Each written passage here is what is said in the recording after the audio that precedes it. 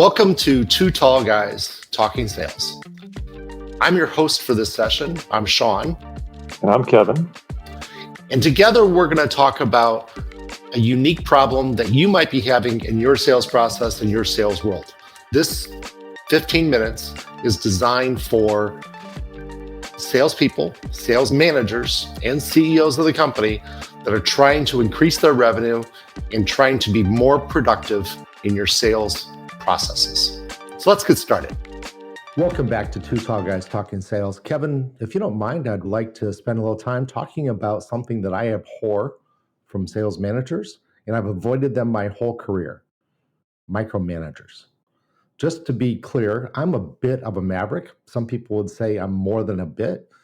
And as I was a salesperson growing up through the years, and for those of you who can't see me or don't know me personally, I'm kind of old, been around for a long, long time. I've been doing this for 38 years. I always avoided bosses that were micromanagers. I would background check them. I would talk to their other sales reps. I always demanded to talk to another sales rep when I was interviewing for a job. I despised anybody that was going to drive me day to day, ask me how I was going to do, ask me every single thing, question every single deal. It just didn't fit well with my personality. And so I tried to avoid them. The few times that I did have a micromanager as a boss, I ended up not doing well and leaving after a short year or two stint with that company. How do you feel about micromanagers?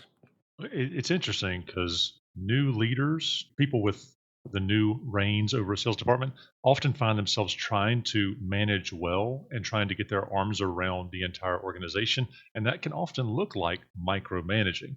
But I think the key differentiator here is how you're engaging the team and the types of question. Being a good question asker is a good thing, but having that heart of a teacher is really important. Really finding and striking that balance is important for us as sales leaders, as also people who have been in the sales role, who have carried quotas before. It's tough to make that shift immediately. So often people need a lot of grace as they're making that transition, recognizing that you're a micromanager, that not navel gazing and figuring out, but really figuring out, hey, I might be exhibiting micromanager kind of behaviors, and that could push good talent away, recognizing it. I agree. Transitioning from a micromanager to a leader is something that every sales manager needs to do. And quite often, and within my clients that I have now as a fractional VP of sales, my predecessors, the people that failed, and the reason that the CEO hired me was because he probably tried to hire a sales manager in the past. That sales manager didn't do very well. Quite often it was because that sales manager was a micromanager to some degree, or just didn't understand how to transition from being a salesperson to being a sales leader. And I think it's important to question yourself, to look yourself in the mirror and say, am I asking the right questions of my sales team so that they can grow and thrive and work in the way that makes sense for them? And they can reach out to me when they need more help, as opposed to me pushing that on them. Now, obviously, if a sales rep is struggling, you're going to push some more help onto that person because they're struggling. Hopefully they realize that. But that's part of being a sales leader, is to know when to push and when to allow that person to grow. One of the things that I think you should ask yourself, are you asking questions on every single item of every deal? Now, that's okay if you have a young salesperson that's just getting started, that's struggling, that's not making quota yet, still learning the industry, maybe still learning how to sell. But it's not okay for your seasoned rep, because you might be pushing them away and making them uncomfortable in their day-to-day operations, their day-to-day conversations with you. What do you thought? There's a few things that are tumbling around my head, and it's probably one that as a salesperson, I experienced a lot from managers who were good at their job. The great managers would say, what resources do you need to get this to the next stage? Not who are you talking to? What's the pain? What's the, it's how can I help? That's how the shift comes in my mind from a micromanager to an effective leader. Instead of asking detail, they're asking about resource strategy. That's the big shift for me. I think about people who are new to the sales job. They need structure. They need to know the behaviors, and we have to manage them differently. It's kind of like having a person who's growing a new territory versus someone who's coming into an existing territory. You have to break with the old thinking on this seasoned rep is good at their job. There's a book of business. They're managing the relationships and growing, cross-selling and selling into the gap selling. But for a new territory, there's a different set of resources needed there. And we have to pay attention to managing those people differently. I agree. I think that that's a really important concept to dig into a little bit. Everybody needs processes when they're in sales. This is something that you and I talk about a lot when we talk on this podcast and we talk to our clients. And that is, what's your process? How are you going to go about the day-to-day sales? How many times are you going to reach out to a prospect before they even know who you are? How many times are you going to touch them? What things do you need from that prospect as you go through the pipeline? When are you going to make decisions on this is a good prospect, this is a bad prospect? How's the prospect going to relate to you? All those things are good CRM pipeline structure that you need to put in place. If the salesperson is adequately filling out that information and can describe their deal in detail, then you probably don't need to ask questions about how was that conversation last Tuesday? How was that conversation with Sally? What are you going to talk to them about? Unless it's a big meeting. I got to be careful because there's this gray area when micromanaging of the day-to-day sales team as day-to-day sales process. Also, you have to be embedded as a manager in those big deal meetings where we're now going to present our solution. Let's practice that. That is not micromanaging, that is coaching. And then maybe you're with them on that sales call, and it's a big meeting. You have lots of people on the other side, from the customer, from the prospect that's in that meeting. And you're part of that, and you've coached and you've talked about what your goals are for the meeting. You've talked about who's going to say what when, who's going to answer that tough question. How are we going to make the trade-off between conversations if there's multiple people in the meeting? Those are great coaching conversations, and those aren't micromanaging. Micromanaging to me is when you want to have updates every day, maybe every week, on every single thing that salesperson did, every single conversation. You're just getting into the weeds too much. You need to let them grow a little bit. You also need to let them fail. And I think that's an important concept. And I don't know how you feel about letting a salesperson fail so that they learn. It's that trust we place in them. Let's talk about a few bad examples first, because often it's good for somebody to recognize, hey, this is a bad example of leadership and a bad example of not trusting your team. We've all had month end, quarter end, year end, and we've all received at one time or another the call that says, hey, can you pull in a deal to help us make the number? And that immediately goes to price discounting, sweetening the pot, all the things that devalue the thing you're selling.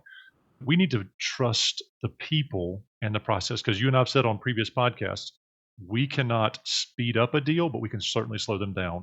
And separate podcasts, we talked about how important communication is and how important qualifying is externally. We've got external qualification, which is good. It tells us everything we need to know about the deal, when it's going to happen, who's the right person, the budget, everything. Communication, making sure people are up to date about the next step. That's the point of having a sales meeting. But if we don't trust people and we make a trust withdrawal from them, you and I talked about having a trust bank account. Right? We've got to make those deposits, trusting them. If we don't trust them to do the job, there's no reason to have them on the team. And if we don't trust ourselves and they don't trust us, we're really eating away at the culture of the sales organization. And frankly, when you and I are hired, we're typically hired to not only change or direct or lead, but really enrich that culture of the sales organization. We got to produce, but a lot of that comes back to culture, and it's how we communicate, how we coach, how we help people practice and prepare for those really big meetings. That makes perfect sense to me. I think it's also important to think about what it does to your morale of your salespeople if you're a micromanager. If you find that your best salespeople are being disgruntled towards you, they say, but I told you that, or why do you have to ask me that question, or why do you have to always be in my shorts, or whatever they might be saying to give you that hint that you might be a little bit too close to that micromanager level. And it is tough, and it does take time and experience to learn the difference. But you don't want your best salespeople to leave. That's a given. Sales turnover is one of the biggest challenges that small businesses have. It's so hard to hire salespeople in this economy. It is so hard to train salespeople while you're trying to keep the company going. We don't have enough training budget. We don't have enough time, and our customers need attention. And most of our clients have relatively small market shares, so they just need to go all the time. It needs to be 100% to the wall all the time because they need revenue and they got to make payroll. And there's a definite link between sales and payroll. We know that.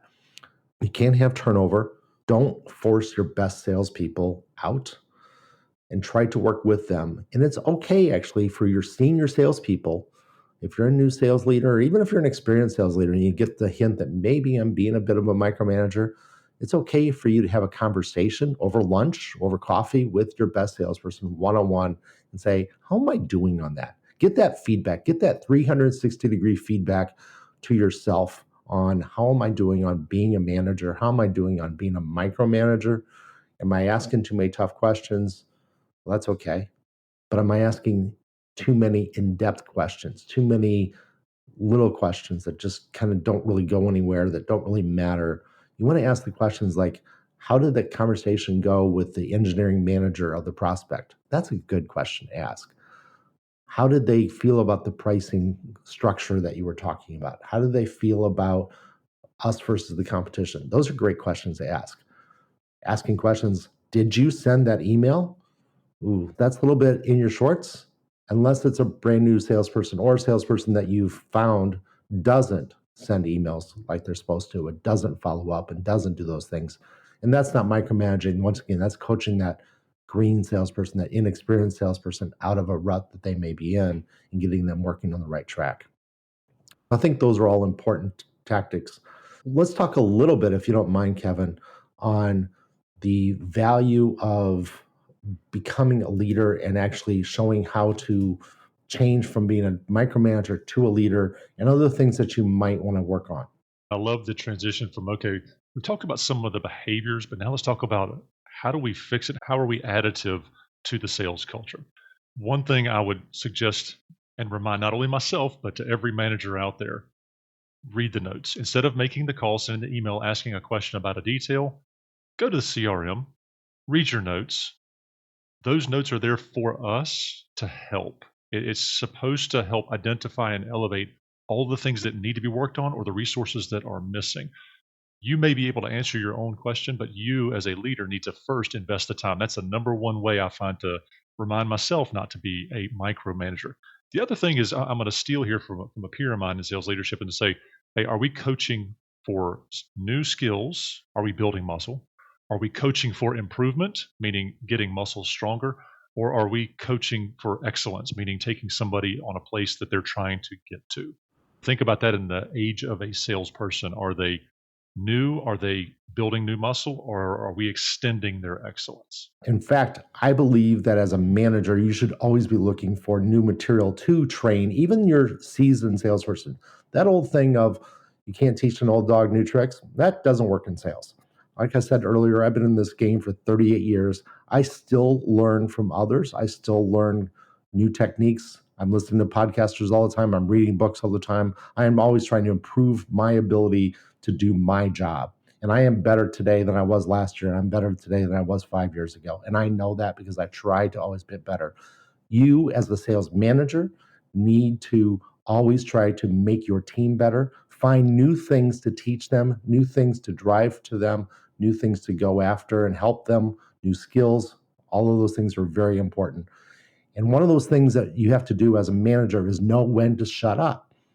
And that's what we're going to do right now because we're at the end of our podcast. Kevin, it's been 15 minutes, and let's just call this one done. And let's let everybody get on with their next podcast, which is probably not as educational as this one was. Thank you very much. Have a good day.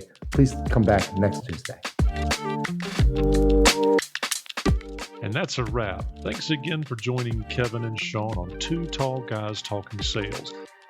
Tune in every Tuesday or when our podcast drops every Tuesday at 4:30, wherever you consume your podcast. And don't miss our monthly CEO workshop where we unpack some of the big CEO questions facing your business.